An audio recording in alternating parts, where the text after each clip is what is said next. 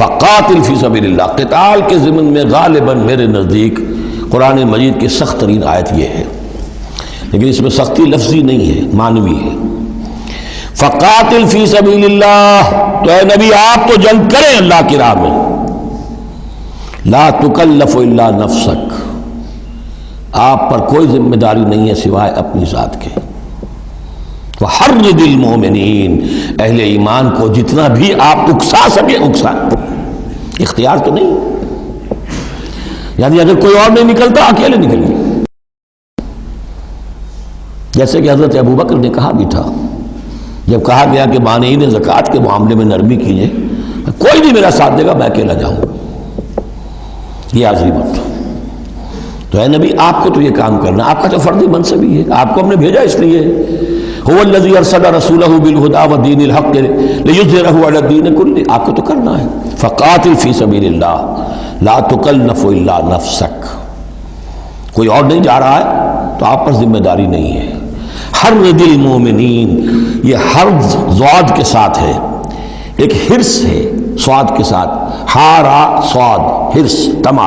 کسی چیز کی لالچ۔ تحریص کے معنی ہو گئے کسی میں کسی شے کی ترغیب پیدا کرنا، لالچ پیدا کرنا، پرسویشن۔ حرض، یہ دور جو آیا ہے یہ ہے جیسے اکسانا،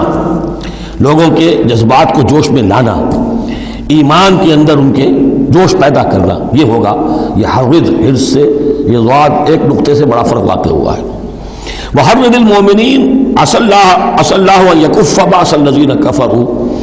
ہو سکتا ہے یا امید ہے کہ اللہ تعالیٰ جلد ہی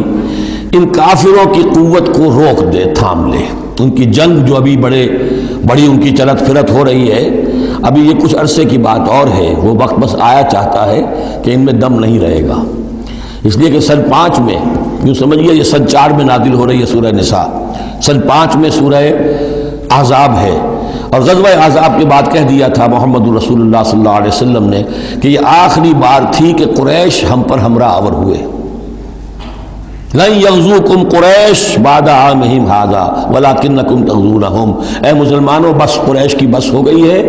اب وہ آئندہ کبھی تم پر حملہ آور ہونے کی ہمت نہیں کر سکتے، اب تو تم ان کے اوپر ان کے خلاف اقدام کرو گے۔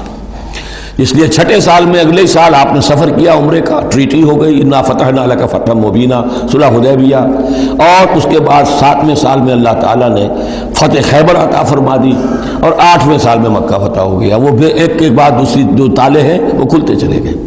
اور اسی وقت وہ پھر سورہ صف نازل ہو گئی تھی کہ اب وَأُخْرَىٰ تُحِبُّونَهَا نَصْرٌ مِّنَ اللَّهِ وَفَتْحٌ قَرِيبٌ، یہ بھی غزوہ احزاب کے فوراً بعد نازل ہوئی کہ اے نبی بشر المومنین، اہل ایمان کو بشارت دے دیجئے کہ وہ سخت دور گزر گیا، اب اللہ کی طرف سے نصرت اور فتح تمہارے قدم چوما چاہتی ہے۔ عسى اللہ ان یکف باس الذین کفروا، امید ہے کہ اللہ تعالیٰ ان کافروں کی قوت کو تھام لے گا، ان کی جنگ کو روک دے گا۔ واللہ اشد باسا واشد تنکیلا، اور یقیناً اللہ تعالیٰ بہت سخت ہے جنگ میں بھی، قوت میں بھی، اور سزا دینے میں بھی، اور سختی اور عقوبت میں۔